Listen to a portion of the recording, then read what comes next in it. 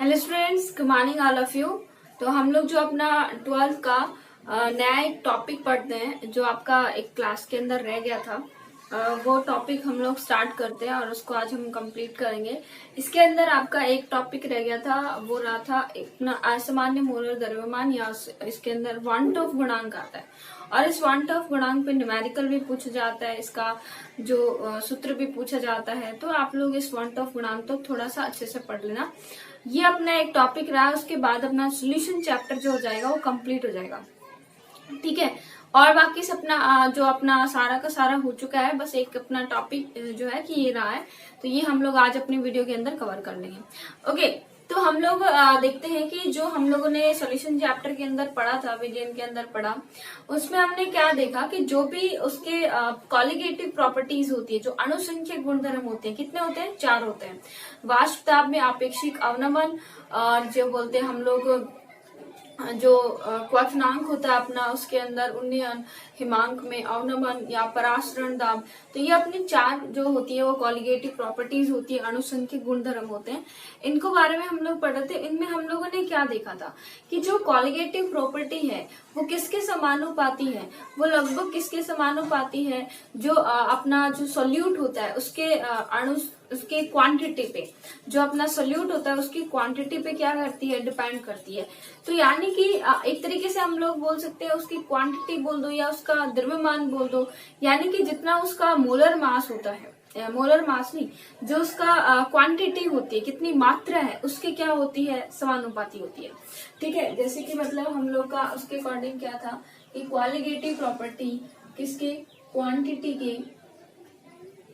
Quantity of solute, या आप solution बोल सकते हो। उसके अंदर जितने भी सॉल्यूशन के अंदर क्वांटिटी है, उस सॉल्यूशन के अंदर कितनी क्वांटिटी, कितनी मात्रा है, वो उसकी क्वालिटेटिव प्रॉपर्टी को दर्शाती है, ठीक है।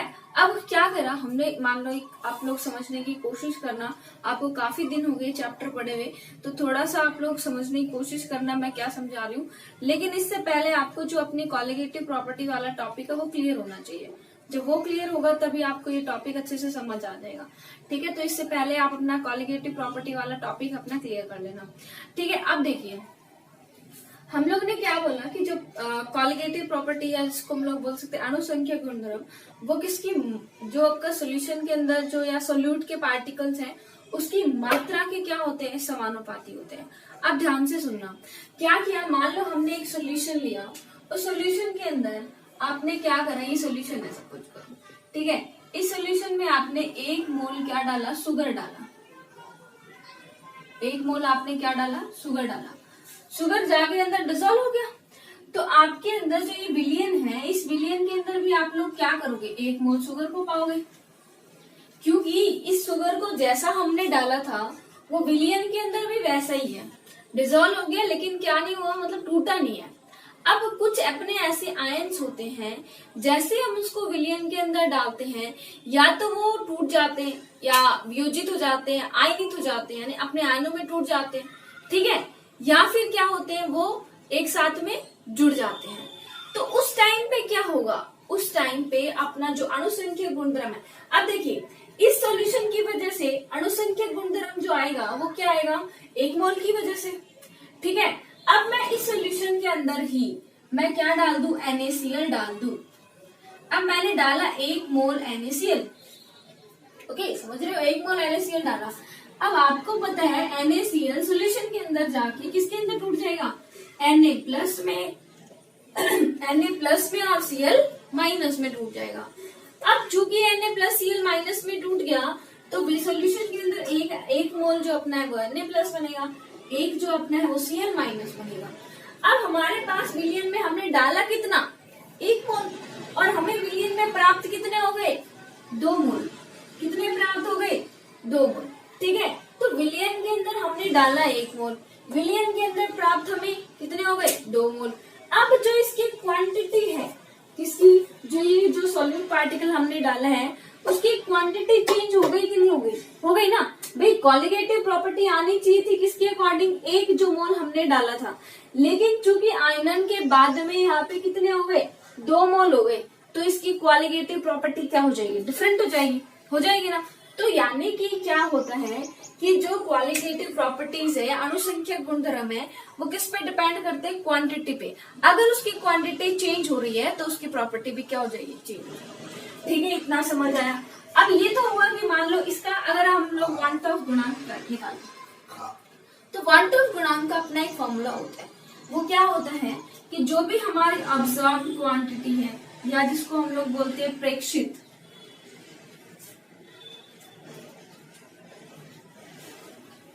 अपोन में थ्योरेटिकल,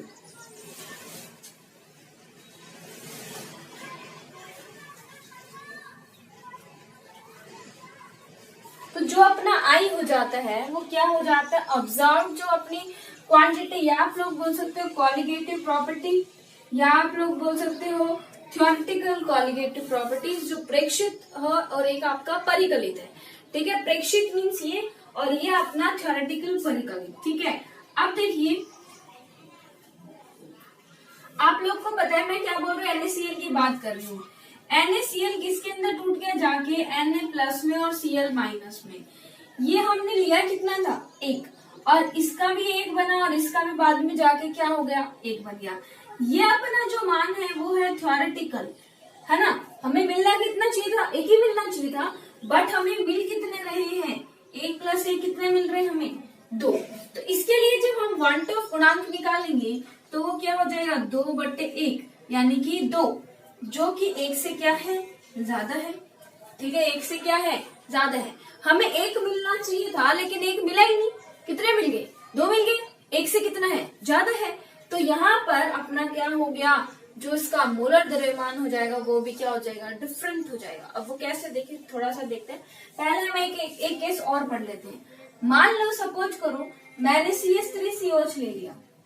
क्या होता है CH3COH? Acetic acid. मैंने एसिटिक एसिड लिया और इसको मैंने लिया बेंजीन के अंदर, बेंजीन विलायक के अंदर लिया। ठीक है, तो अब क्या होगा? ये जो अपना एसिटिक अम्ल होता है, बेंजीन में जाके ये क्या हो जाता है? डाइमराइज हो जाता है। मीन्स इसके जो 2 अणु हम लोग लेते हैं वो क्या हो जाते हैं? जुड़ जाते हैं। तो अपना क्या प्राप्त हो जाएगा? CH3COOH का होल ट्वाइस। ठीक है, यानी कि जो अपना क्या बना दिया मैंने, CH3COH का होल ट्वाइस। होल ट्वाइस का मतलब क्या है कि दोनों अणु एक साथ में क्या हो गए हैं? जुड़ गए। अब देखिए, अब ध्यान से सुनना कि यहाँ पे देखिए CH3 ये था एज इट इज। ऐसे आप लोग इस टाइप से अगर देखना चाहो तो इस प्रकार से होती है ना CH3COH। यहाँ पर किस टाइप से जुड़ जाते हैं? CH3 C double bond OH, और यहाँ पर CH3 OH C double bond O, ये है। अब इनके बीच में ऐसे हाइड्रोजन बॉन्डिंग लगती है और ऐसे इनके बीच में हाइड्रोजन बॉन्डिंग लगती है। तो ये पूरा कितना अणु बन गया? 1 अणु बन गया। अब देखिए यहाँ पर अपना क्या हुआ कि अपना जो विलयन के अंदर हमने लिया कितना था? 2। तो ये कौन सी वैल्यू हो गई? थ्योरेटिकल जो हमने ली है। और ऑब्जर्व अपनी कितनी हुई? 1 ही तो अणु प्राप्त हुआ है ना। ये तो पूरा जुड़ गया है। जुड़ गया है तब हमने इसके ट्वाइस लगा दिया कि इसके अंदर CH3COH के 2 अणु हैं, बट एक्चुअली में पूरा अणु क्या है? 1 ही तो है, जुड़ गया है बॉन्डिंग से। तो ये कितना हो गया? 1 हो गया। ठीक है, तो ये अपना क्या है? ऑब्जर्व। इसके लिए आई निकालोगे तो क्या करोगे?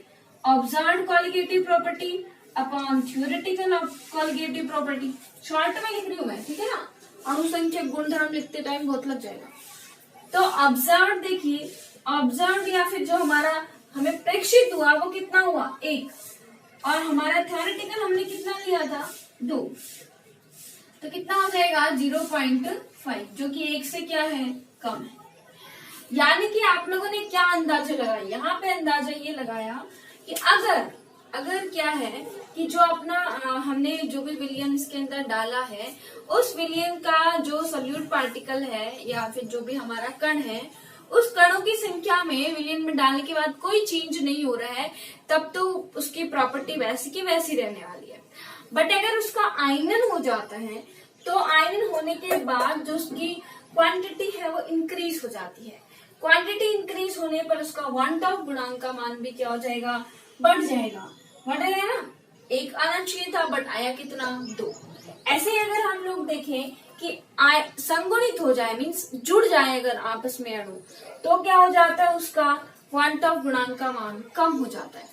यानी कि क्या हुआ, अल्टीमेटली हम लोग क्या कह सकते हैं कि अगर हमारा जो क्या बोल सकते हैं हम लोग, आयनन या वियोजन जब हो रहा है तो उसकी कॉलिगेटिव प्रॉपर्टी में डिफरेंस आता है, उसकी जो क्या बोल सकते हैं पार्टिकल्स की मात्रा में डिफरेंस आता है, तो उसके मोलर मास में भी क्या आ जाएगा, डिफरेंस आ जाएगा।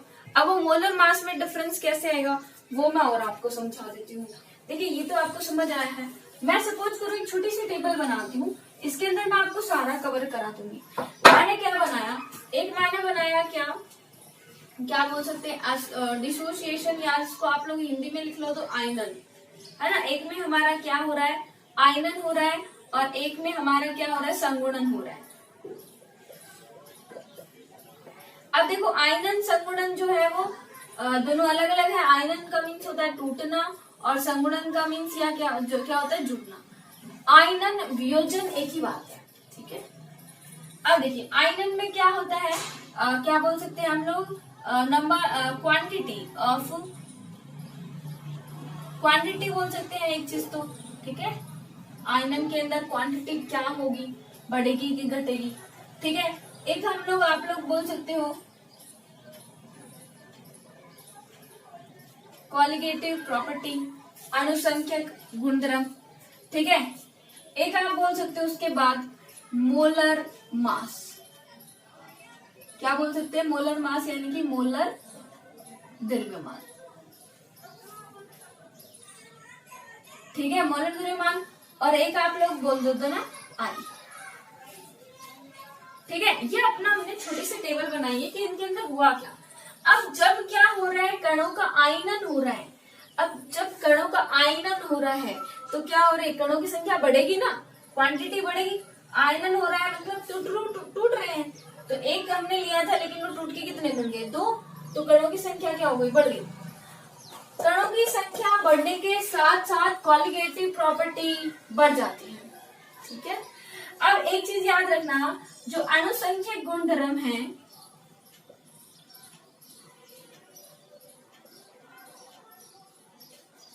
वो मास के क्या होते हैं, या मोलर जो मास होता है आपका उसके व्युत्क्रमानुपाती होते हैं। कैसे, देखिए मैं आपको थोड़ा सा इसके अंदर ही समझा देती हूँ।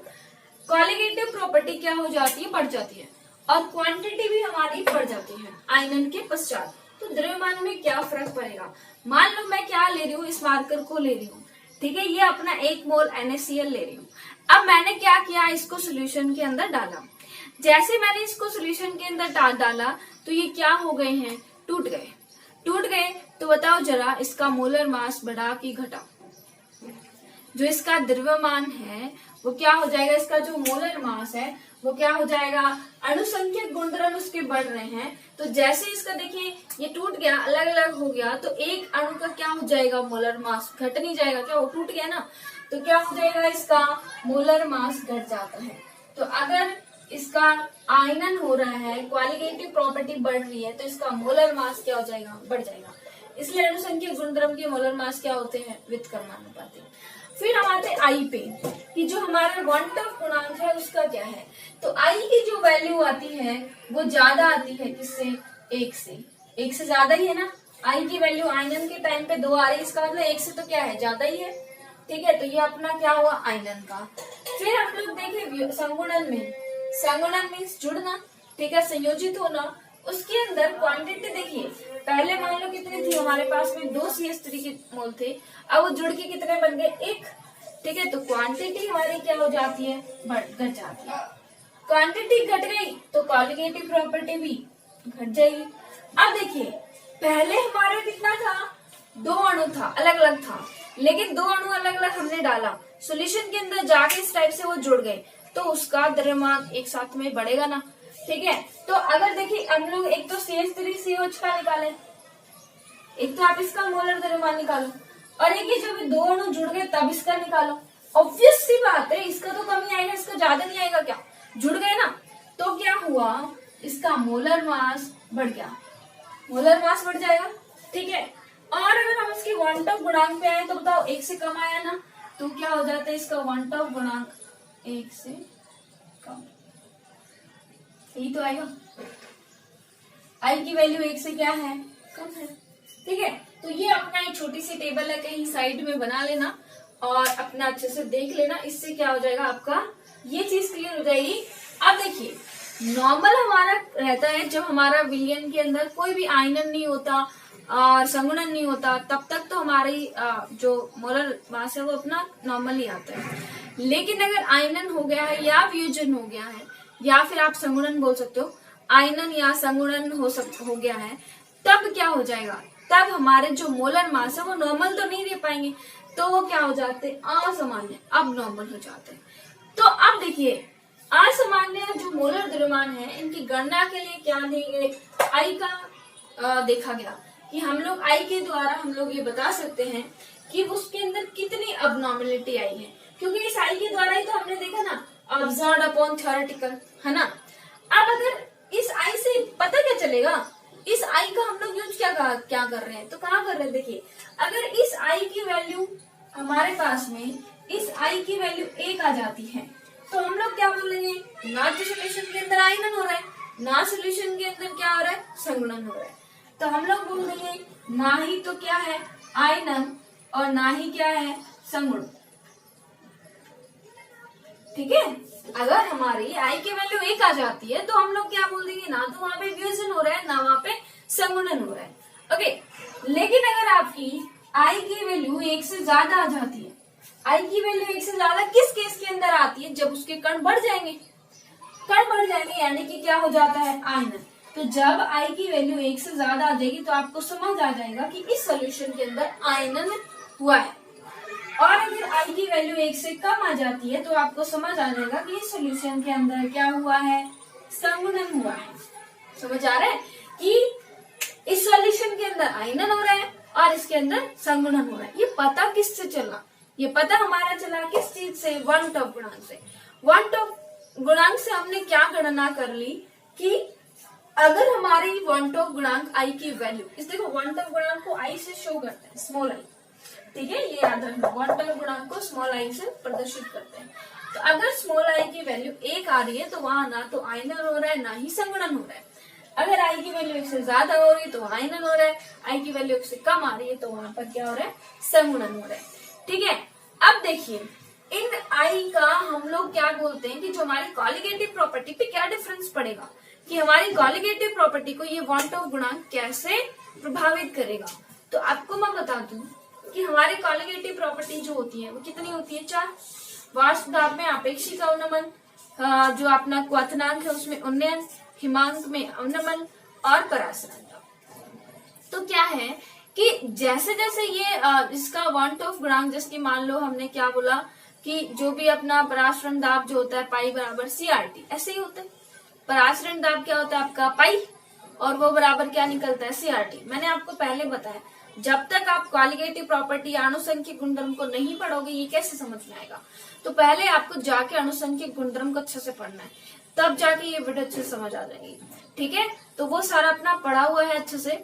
तो अब लोग क्या करेंगे, जितने भी क्वांटिटीज हैं, चारों क्वांटिटी, उनको आई से मल्टीप्लाई कर देंगे वन टॉप गुणांक का पता लगाने के लिए। भाई वन टॉप गुणांक काम का आएगा, मान लो हमारा ऐसा कोई सोल्यूशन है जिसके अंदर आयनन हो रहा है या वियोजन आयनन तो एक ही बात हो जाती है, आयनन हो रहा है या संगुणन हो रहा है, तो हम लोग उसको क्या कर देते हैं, आई से मल्टीप्लाई कर देते हैं। भाई आयनन हुआ है, संगुणन हुआ है, तो वो वैल्यू क्या आ जाएगी, फिर बराबर आ जाएगी। तो हम लोग चारों अपने आनुषंगिक गुणधर्म के बारे में देखते हैं कि अपने 4 टाइप के आनुषंगिक गुणधर्म कौन से होते हैं।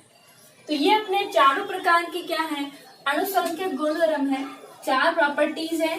तो आपको पता है वाष्प दाब का अपेक्षिक अवनमन होता है P0A माइनस PS, जहाँ पे P0A विलायक, शुद्ध विलायक का वाष्प दाब है, PS विलयन का वाष्प दाब है, और ये विलायक का आंशिक वाष्प दाब है। ये बराबर ये होता है। अब हम लोग को वन टॉप गुणांक जब हमें वैल्यू पता चल जाती है तो हम इसको किससे मल्टीप्लाई कर देते हैं, आई से। ऐसे ही क्वथनांक में उन्नयन की वैल्यू क्या निकलती है, ये निकलती है डेल्टा TB बराबर KB इंटू M। जब हम इसको आई से मल्टीप्लाई कर देंगे तो वो वन टॉप के पदों में हो जाएगा। अब जहाँ पे एम, ये जो चीज है ये क्या है, मोलनता, ये क्या है, मोलनता। और मोलनता क्या होती है, आपकी मोलनता क्या होती है, ये होती है डब्ल्यूवी बराबर, अगले विलायक में जितने भी विलय के मोल घुले हुए 1000 ग्राम विलायक में, तो ये अपना विलायक हो गया, विलायक का जो भार, और इसके अंदर विलय के कितने भार घुले हुए हैं वो क्या हो जाएगा, मोलनता। हिमांक में अनुमान करेंगे तो वो भी डेल्टा टी एफ आई के, तो उसमें भी आई का मल्टीप्लाई हो गया। ये वाला इम्पोर्टेंट बहुत ज्यादा है और इस पे बहुत ही न्यूमेरिकल भी पूछे जाते हैं। पाई बराबर सी आर टी, तो पाई बराबर क्या होता है, सीआरटी होता है, बट अगर आपको 1/2 गुणांक की वैल्यू दी हुई है तो आप लोग क्या कर दोगे, पाई बराबर ICRT। तो ये अपना क्या हो चुका है कि असामान्य मोलर द्रव्यमान को हम लोग कैसे करेंगे। देखिए अपना जो है वो क्या है, 1/2 गुणांक, किसके लिए काउंट करते हैं 1/2 गुणांक, जहां पर जो आपके मोलर द्रव्यमान है वो असामान्य हो जाते हैं। तो कितने असामान्य हुए, वहां पर क्या चीज हुई है, आयनन हुआ है, वियोजन हुआ है, ये ज्ञात करने के लिए हम लोग क्या करते हैं, 1/2 गुणांक। क्योंकि अगर ये ज्ञात हो जाएगा, हमें ये पता चल जाएगा कि आई की वैल्यू जो 1 के बराबर आ रही, तो हमें पता चल जाएगा वहां पे ना आयनन हुआ ना संगुणन हुआ। अगर हमें पता चल जाए आई की वैल्यू 1 से ज्यादा आई तो हम बता सकते हैं वहां पे वियोजन या आयनन हुआ है। फिर अगर 1 से कम आती है तो हम ये बता सकते हैं कि वहां पे संगुणन हुआ है। ठीक है, तो आई की वैल्यू हुई किस लिए, एक्चुअली कि हम लोग ये पता लगा सकते हैं कि वहां पे कितना मोलर द्रव्यमान चेंज हुआ है या फिर क्या कंडीशन वहां पे संपन्न हुई है। अब देखा जाए तो आई की हम लोग सूत्र लिखे तो आई का क्या हो जाएगा, प्रेक्षित जो आपका ऑब्जर्व अणुसंख्यक गुणधर्म,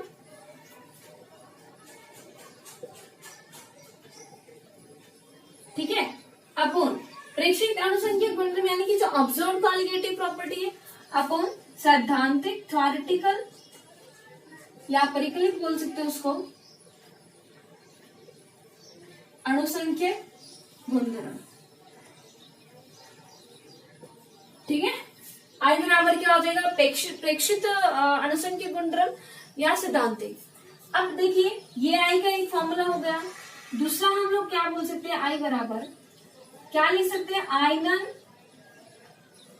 या संगुणन के पश्चात कणों की संख्या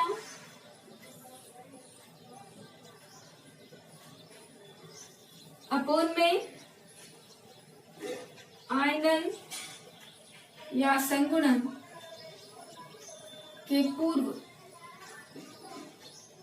कणों की संख्या। देखो पश्चात तो वही होगी जो प्रेक्षित होगी कि आयनन संगुणन के पश्चात कितनी कणों की संख्या हुई है, और पूर्व में मतलब सिद्धांतिक जो है थ्योरेटिकल हमने जैसे लिए, जैसे आई के लिए NaCl के लिए अगर हम लोग ज्ञात करें यहाँ से तो NaCl के लिए हम लोग आयनन वियोजन के पश्चात कितनी हो गए, Na प्लस और Cl माइनस यानी 2, और पूर्व में कितनी आती है NaCl का 1। ठीक है, तो इस टाइप से भी आप लोग आई की वैल्यू निकाल सकते हैं। इन टर्म्स में कैसे निकाल सकते हैं, ये जो अपने क्या बोल सकते हैं हम लोग अणुसंख्यक गुणधर्म है, इनके टर्म्स में कैसे निकाल सकते हैं, आई बराबर पाई प्रेक्षित अपॉन पाई सैद्धांतिक। आई क्या है, परासरण दाब। तो यानी कि परासरण दाब की टर्म में क्या आ गई, आई बराबर पाई प्रेक्षित, जो आपका परासरण दाब प्रेक्षित है और परासरण दाब प्रैक्टिकल थ्योरेटिकली है। फिर अगर हम लोग आई निकालें इसके केस में, तो इसके केस में भी यही आ जाएगा क्या, डेल्टा टी एफ प्रेक्षित और डेल्टा टी एफ परिकलित, या आप लोग सिद्धांतिक भी बोल सकते हो। ठीक है, इसके केस में क्या आ जाएगा, डेल्टा टी भी आ जाएगा, डेल्टा टी बी और डेल्टा टी बी, ये ऑब्जर्व आ जाएगा और ये थ्योरेटिकल आ जाएगा। अब सुनिए, अब क्या इंपॉर्टेंट चीज है, ये है कि अगर मोलर मास में हमें निकालना हो यानी कि द्रव्यमान में, तो हम लोग इसको कैसे निकालेंगे। चूंकि मैंने आपको बताया है कि जो मोलर द्रव्यमान होता है वो मोलर द्रव्यमान उसके क्या होता है, कॉलिगेटिव प्रॉपर्टीज के व्युत्क्रमानुपाती होता है। तो मोलर द्रव्यमान का अगर आप लोग निकालना चाहते हो तो मोलर द्रव्यमान में हम लोग को क्या करना पड़ेगा, अपोजिट करना पड़ेगा। अपोजिट कैसे कि इसके अंदर जो आपका थ्योरेटिकल वैल्यू है वो ऊपर चली जाएगी और जो आपका ऑब्जर्व वैल्यू है वो क्या आ जाएगी, नीचे आ जाएगी। तो यानी कि मोलर मास जो हम लोग निकाल, तो मोलर मास हम लोग किसके, विलेय का ही निकाल रहे हैं, तो एमबी लिखा उसलिए उसको, तो ये क्या आ जाएगा, परिकलित या सिद्धांतिक, और नीचे क्या आ जाएगा, प्रेक्षित। ये इंपॉर्टेंट है, इस उत्तर को अच्छे से पढ़ लेना, क्योंकि ऐसे पूछे जाता है भी परिकलित और प्रेक्षित में क्या मतलब हो जाएगा मोलर मास के कंपैरिजन में। तो मोलर मास अगर उसका है तो परिकलित वाला ऊपर और बस टाइप से। मोलर मास के अगर केस में हमें निकालना हो तो थोड़ा सा अपोजिट हो जाएगा, क्योंकि आपको पता है कॉलिगेटिव प्रॉपर्टी मोलर मास के व्युत्क्रमानुपाती होती है, इसलिए हम लोग ऐसे तो नहीं लिख सकते 1 2 3 4 5 6 सूत्र बता दिए आपको मैंने वांट ऑफ गुणांक के। और एग्जाम में ये वांट ऑफ गुणांक बहुत ही बार पूछा भी जाता है, ठीक है।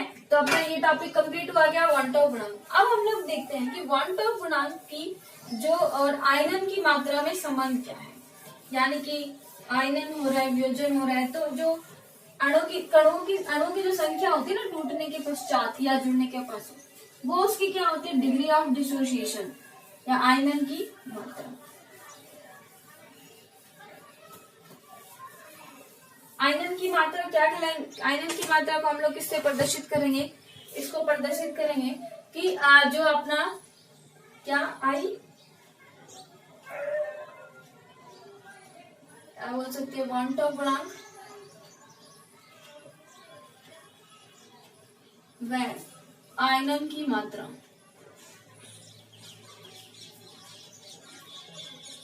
इसको बोलते हैं अल्फा।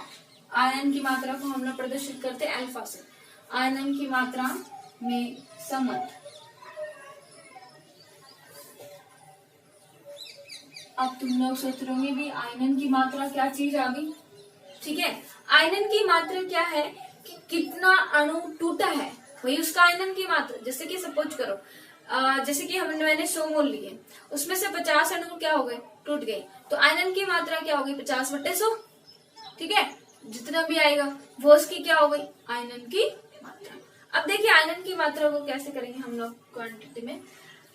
मान लो मैंने स्टार्टिंग के अंदर सपोज करो मैंने NaCl ही ले रही हूँ या फिर NaCl ही ले रही हूँ, ठीक है, क्योंकि NaCl का हमने एग्जाम्पल लिया है, ठीक है, तो हम लोग NaCl का ही ले लेते हैं। तो देखिए NaCl जो होता है वो किसके अंदर टूट रहा है, Na पॉजिटिव में और Cl नेगेटिव में, ठीक है। अब मैं इसका कितना ले रही हूँ, 1 मोल, ठीक है।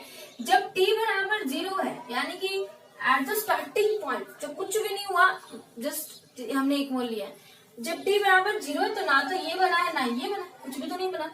लेकिन जैसे ही क्या हुआ, जैसे ही यहाँ पे T बराबर कुछ टाइम हुआ, यानी कि T बराबर T टाइम पे यहाँ पर क्या हो गया, आयनन होना स्टार्ट हो गया।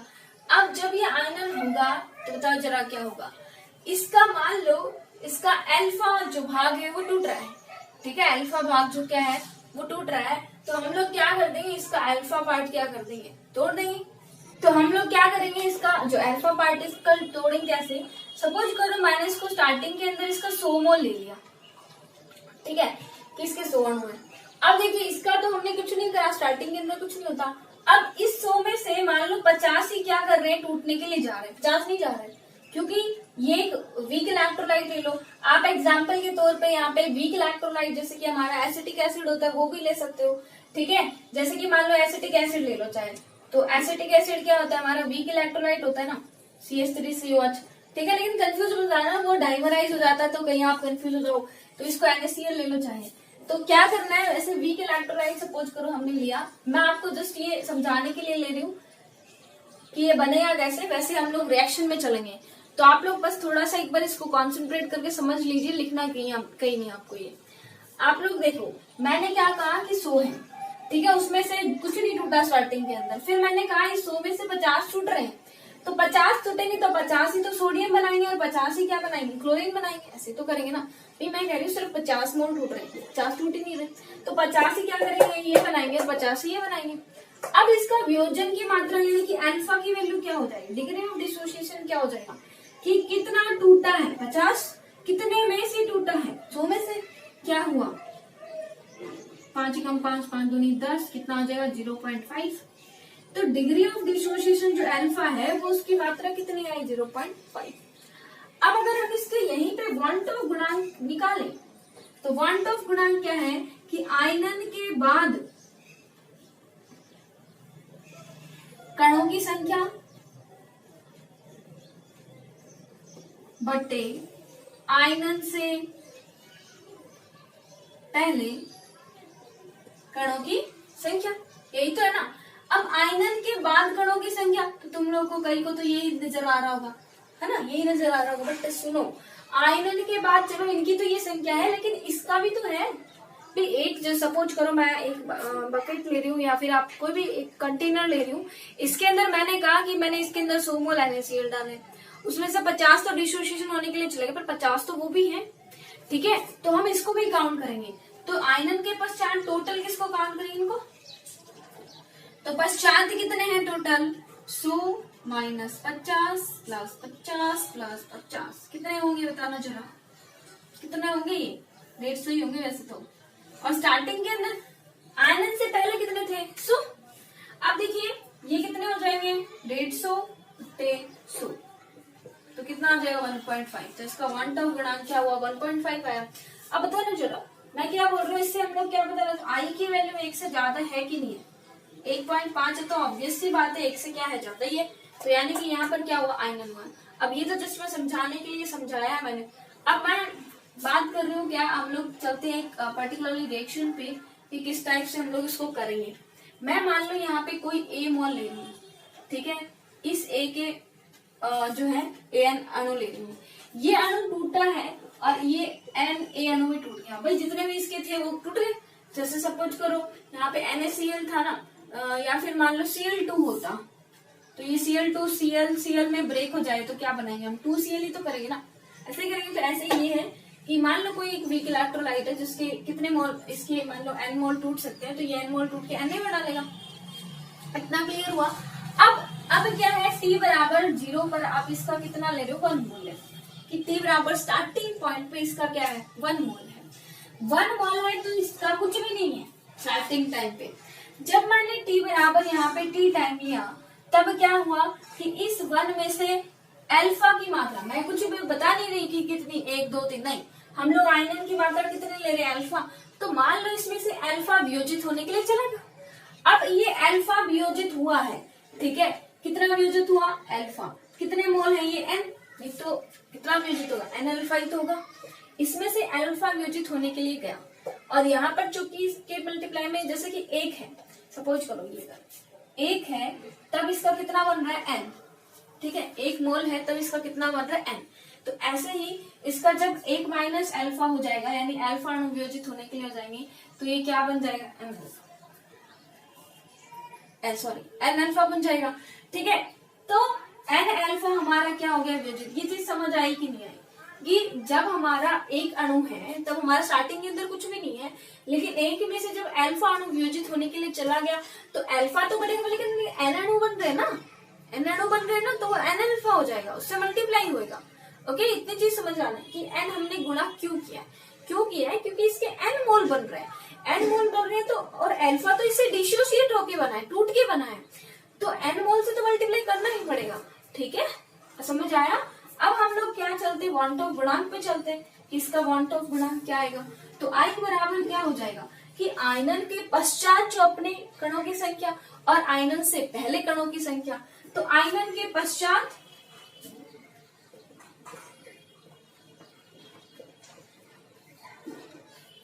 और आयनन से पहले,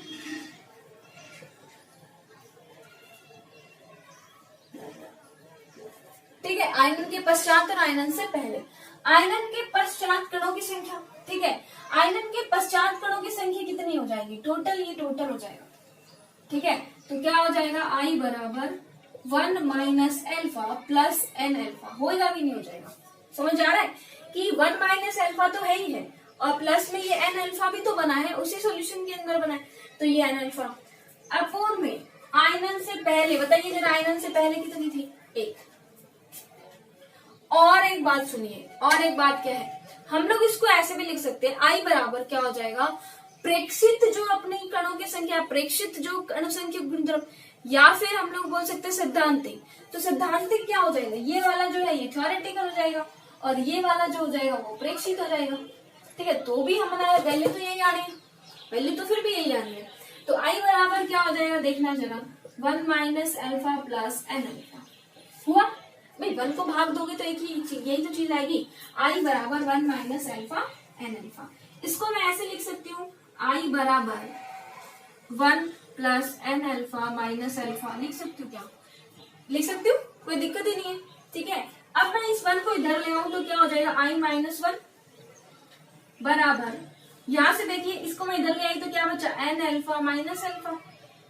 अब आई माइनस 1, यहाँ अल्फा कॉमन आ सकता है, अल्फा कॉमन ले लिया, क्या बचा, एन माइनस 1। ठीक है, तो एन माइनस 1 बचा।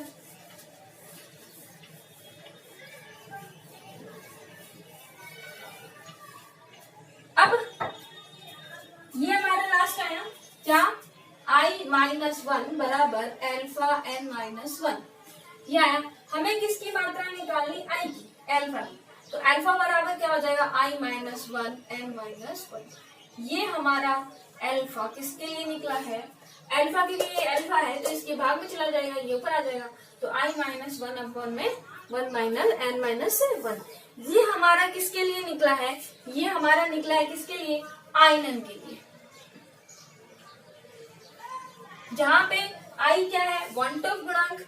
ठीक है, एन क्या है कि कितने मोल वो आयनित हुए, कितने नंबर ऑफ में मतलब आयनित हुए, और अल्फा क्या है, आयनन की मात्रा है। ठीक है, इतना समझ आया। तो ये हम लोगों ने कर लिया किसके लिए, आयनन के लिए।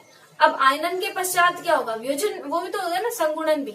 एक तो ये तो आयनन हुआ है, जब हमारी आई की वैल्यू 1 से क्या आ रही है, ज्यादा आ रही है। लेकिन दूसरा हम लोग केस पढ़ते हैं क्या, संगुणन हो जाए, तो संगुणन के टाइम पे क्या होगा, तो वो हम लोग देखते हैं। तो हम लोग देखते हैं कि आयनन की मात्रा में तो हम लोग को पता चल गया। अब हम लोग देखें कि संगुणन की मात्रा, यानी कि जब हमारा जो कण है वो अंदर जाके संगुणित हो गया, जुड़ गया, तो उस टाइम पे हमारा क्या फर्क पड़ेगा। तो देखिए वही एग्जाम्पल लेके पढ़ लेते थोड़ा सा पहले। वो एग्जाम्पल आपको कहीं वो नहीं है, बस मैं आपको समझाने के लिए समझा रही हूँ, तो आप बस थोड़ा सा समझ लेना कि कैसे क्या हुआ है। मान लो हमने क्या है, जैसे कि CH3COH लिए थे, इसके जैसे कि 2 मोल लिए थे, तो ये क्या हो गया था, ये जुड़ गया था और ऐसे करके डाइमराइज हो गया था, यही हुआ था। मान लो हमने इसके कितने मोल लिए थे स्टार्टिंग के अंदर, 100, तो ये कुछ भी नहीं बना। जब हमने कुछ टाइम निकाल दिया तो इसके सपोज करो संगुणित हो गए 50 मोल। मैं क्या कह रही हूँ, सिर्फ आधे मोल इसके संगुणित हुए। ठीक है, या फिर आप लोग इसको ये मान लो, चाय के पूरे मोल इसके संगुणित हो जाते हैं। तो अगर कंप्लीट इसके मॉलिक्यूल संगुणित हो जाते हैं, तो कंप्लीट मॉलिक्यूल संगुणित हो जाते हैं, तो पहले देखो 200 के बराबर है। जब यहाँ पर ये कितना संगुणित हो गए, 2 है, वो संगुणित होकर कितना बना लिया, 1 संगुणित। पहले कितने थे, 2 मोल थे, 2 अणु थे ना, और इसने संगुणित होकर कितना बना लिया, 1 अणु। ऐसे ही पहले अगर 100 मोल है तो संगुणित होकर कितने बन जाएंगे, आधे तो बन जाएंगे उससे, 50, है ना। 50 कैसे बना कि जो 100 है, ये 100 में से कितने यूनिट जुड़ी है, यहाँ पे 2 यूनिट है, तो कितने हो जाएंगे, 50। ऐसा समझ आ रहा है। तो ऐसे ही आपको हमें करना है। कैसे करेंगे कि मान लो हमारे पास में कोई जो है मॉलिक्यूल है एक, ये n मोल में है, जैसे कि हमने 2 लगाया, ठीक है, इसके n मोल है। ये क्या हुआ, बिलियन में गया और ये संगुणित हो गया, क्या हो जाएगा, an नहीं हो जाएगा, an हो जाएगा। अब वही जैसे हम लोग t बराबर 0 पर इसका 1 मोल है, तो इसका कितना है, 0। अब t बराबर t टाइम पे, यानी कि कुछ टाइम जब निकल जाता है या संगुणन हो जाता है, अब मैं टाइम नहीं बता रही। अब ये t बराबर t कंडीशन क्या है, ये t बराबर t कंडीशन है संगुणन के पश्चात। ये t बराबर t कंडीशन क्या है, संगुणन के पश्चात। और वहां पर क्या लिख लेना आप लोग, आयनन के पश्चात। अब देखिए संगुणन के पश्चात, संगुणन हमने अगर देखो संगुणन की मात्रा को आपने अल्फा से प्रदर्शित किया है, तो अल्फा मान लो। आप नया कोई कॉफिशिएंट देना चाहते हो बीटा, तो आप बीटा मान लो, ठीक है, वो कोई मैटर नहीं करता। तो सपोज करो हमने इसको भी माना है अल्फा ही, ठीक है, तो इसको भी आप अल्फा ही मान रहे हो, तो मान लो इस 1 में से अल्फा इसका जो वो मोल है, अल्फा मोल, वो क्या हो गया, संगुणित होने के लिए चला गया। सपोज करो इसमें 100 में से 50 इसका मोल संगुणित होने के लिए जाता, सिर्फ 50, तो बताओ 50 का आधा कितना होता, 25 ही होता है कि नहीं होता। तो सिर्फ जो ये बनता कितना 25 है ना, ऐसे करना तुम लोग कि इसमें से। तो अगर इसका अल्फा मोल संगुणित होने के लिए क्या है, तो इधर क्या हो जाएगा अल्फा बटे एन, क्योंकि ये कितना है एन है ना। हम लोगों ने यहाँ तो 2 मान लिया था, 2 अणु जुड़ रहे थे तब। अब यहाँ तो हम लोगों ने कोई स्पेशल दिया नहीं है, तो इसलिए अल्फा बटे एन। ये अल्फा बटे एन समझ आया कि नहीं आया, क्योंकि उसके जो यूनिट्स है एन यूनिट्स वो आपस में जुड़ रही है, इसलिए उसको क्या हो जाएगा डिवाइड हो जाएगा। ठीक है, तो इतने मोल तो किसके बचे इसके, और अल्फा बटे एन मोल किसके बचे बाद में। अब हम लोग क्या है, ये अपने मोल किसके आयनन के संगुणन के पश्चात, तो हम लोग इसका जो वन टॉप गुणांक का सूत्र लिखोगे पहले तो वही कि जो आपका प्रेक्षित वाला और फिर जो आपका सिद्धांतिक। तो प्रेक्षित क्या है जो आपका बाद में आया है, और सिद्धांतिक क्या है जो स्टार्टिंग के अंदर है। तो सिद्धांतिक तो यहाँ पे कितना होगा एक ही, थ्योरेटिकल तो एक ही होगा। प्रेक्षित क्या हो जाएगा ये, तो प्रेक्षित में क्या आ जाएगा 1 माइनस अल्फा, ठीक है, प्लस में अल्फा बट्टे एन, यही हो जाएगा कि नहीं हो जाएगा, यही होगा। तो और बट्टे में क्या हो जाएगा 1, बट्टे में 1। अब देखिए आपको पता है डिवाइड में 1 करो नहीं करो, सिंपल बात है। हम लोग इसमें से क्या कर सकते हैं, एलसीएम ले सकते हैं। इसका एलसीएम लेंगे तो क्या आ जाएगा n, तो क्या आ जाएगा यहाँ पे n minus N alpha plus alpha. अब आपको इतना तो समझ आ ही सकता है कि मैंने ऐसे कैसे कर दिया, दोनों का एलसीएम लिया n को ऊपर इससे मल्टीप्लाई करेंगे तो क्या हो जाएगा n और माइनस एन अल्फा और प्लस में अल्फा। ठीक है, इसका एलसीएम लोगे ये चीज आएगी, तो हमारा आई बराबर क्या आ गया n minus N alpha plus alpha. Okay, अब देखिए और अपोन में क्या है n, इस n को मैं इधर ले जाऊं कोई दिक्कत नहीं है, तो क्या हो जाएगा एन आई बराबर n minus N alpha plus alpha. ठीक है, अब देखिए ये टर्म है, ये टर्म को मैं एन के टर्म को एक साथ ले आऊं, एक साथ लेके आ जाती हूँ। देखिए मैं ये आगे इधर कर रही हूँ, तो एन आई इसकी टर्म को मैं एक साइड इधर ले आई, तो ये प्लस में है, इधर आएगा तो माइनस में, इधर बराबर है। उसको हम लोग ऐसा एज इट इज लिखते हैं 1 minus N alpha. Minus N alpha लिख लो, minus N alpha plus alpha लगा दो, चाहे अल्फा माइनस एन अल्फा लिख लो, एक ही बात है। तो अल्फा माइनस अल्फा लिखा, यहाँ तक किसी को दिक्कत क्या, किसी को कोई दिक्कत नहीं है, और होगी तो दोबारा से वीडियो को स्टार्ट करना फिर से देख लेना, इसका यही सोल्यूशन है और कोई है ही नहीं। ठीक है ना। अभी क्या है कि यहाँ पे कुछ वो तो है नहीं कि आप लोग मुझे कमेंट करके बता दो मुझे पता चल जाए, फिर भी मैं मेरा पूरी तरह से समझाने की कोशिश करूंगी कि आपको समझ आ जाए अच्छे से। अब एन आई इधर से हमने एन लिया, ये आई इधर की साइड आ गया, तो ये प्लस का किस में आ जाएगा माइनस में, और ये जो कि minus N alpha plus alpha बचा, तो इसको हम लोग ऐसे में ले सकते हैं ना, अल्फा माइनस एन अल्फा लिख सकते हैं। अब देखिए यहाँ से तो एन कॉमन आ रहा है और यहाँ से क्या कॉमन आ रहा है अल्फा, तो यहाँ से एन कॉमन ले लो, क्या बचेगा आई माइनस 1, यहाँ से अल्फा कॉमन ले लो 1 माइनस एन। ठीक है, हमें किसकी वैल्यू निकालनी अल्फा की, तो अल्फा बराबर क्या हो जाएगा एन आई माइनस 1 बट्टे 1 माइनस एन, ये हमारी किसकी वैल्यू आ गई है अल्फा की। आप लोग देखो अगर इसको बीटा प्रदर्शित करना चाहते हो कि भाई हमें आयनन की मात्रा को अलग से प्रदर्शित करना है, संगुणन की मात्रा को अलग से, तो आप इसको बीटा लिख सकते हो। वहां पे जहां पर भी अल्फा लगा वहां बीटा लगा सकते हो, that's your choice, that thing. Okay, तो आपका कोई फर्क नहीं पड़ेगा कि भाई अल्फा लिखना है तो अल्फा ही लिखना जरूरी है। आयनन की मात्रा को हम लोग अल्फा से प्रदर्शित करते हैं। ओके, और संगुणन की मात्रा को आप बीटा से कर लो, ठीक है ना। तो हमने क्या किया, ऐसा कर लिया, हमने आयनन की मात्रा निकाली और संगुणन की। अब बात आती है कि न्यूमेरिकल आते हैं यहाँ से। ये फॉर्मूला पूछेंगे आपको, कोई भी न्यूमेरिकल देंगे कि इसके अंदर संगुणित हो गया या आयनित हो गया, ठीक है, ये मोल अपना है, तो आपको बताना पड़ेगा। जैसे कि सपोज करो आपको CH3COH बोल दिया कि CH3COH जो है वो बेंजीन के अंदर आपने डाल दिया। अब आपको ऑलमोस्ट ये पता ही है, सब बता दिया कि CH3COH को जब भी बेंजीन के अंदर आप डाल जाते हो तो वो डाइमराइज हो जाएगा, तो वहां पे N की वैल्यू कितनी हो जाएगी 2, तो वहां पर डाइमराइज हो जाएगा यानी द्विलिक बन जाएगा। तो द्विलिक बन जाएगा तो वो जुड़ जाएंगे ना, यानी 2 अणु ही तो जुड़ते हैं, तो वहां पे N की वैल्यू कितनी हो जाएगी 2। और एक स्पेशली इंपॉर्टेंट बात बता दो, जितने भी आपके कोऑर्डिनेशन कंपाउंड वाले मिल जाते हैं आपको, वहां पे आपको उनकी वैल्यू N1 बराबर 1 रहेगी। ठीक है, तो आप लोग क्या किया, ये आप लोग का हो गया कि इसके अंदर आयनन का किस टाइप से निकालेंगे, संगुणन का किस टाइप से निकालेंगे। तो आयनन, संगुणन, वन टॉफ गुणांक, जो अबनॉर्मल उसका मोलर मास था, ये सारा हो गया। ठीक है, तो ये अपना यही था। एक साइड स्थिर क्रांति मिश्रण जो है वो ये है कि अगर कोई भी जो किसी भी विलयन का द्रव या फिर वाष्प अवस्था में उसका क्वथनांक समान रहे, ऐसा विलयन अपना क्या कहलाता है, स्थिर क्रांति मिश्रण कहलाता है। जो जब न्यूनतम राउल्ट नियम से अगर धनात्मक विचलन ज्यादा प्रदर्शित करता है तो वो निम्न स्थिर क्रांति मिश्रण आता है। अगर अधिक ऋणात्मक विचलन प्रदर्शित करता है तो वो उच्च क्वथनांक स्थिर क्रांति मिश्रण बनता है। तो ये अपना जो है वो अपना टॉपिक कंप्लीट हुआ। तो ये अपना सेकंड चैप्टर का कुछ बचा था पोर्शन, ये अपना कंप्लीट हो गया। इसको मैं नोट्स भेज दूंगी अलग से, तो आप अपने इसको कंप्लीट कर लीजिएगा। ठीक है, तो अपना विलियन वाला चैप्टर भी कंप्लीट। तो ऐसे करके अपने ये वाले सारे चैप्टर्स कंप्लीट रहते हैं। तो अच्छे से प्रिपेयर कीजिए और एग्जाम की अच्छे से तैयारी कीजिए। Okay, bye.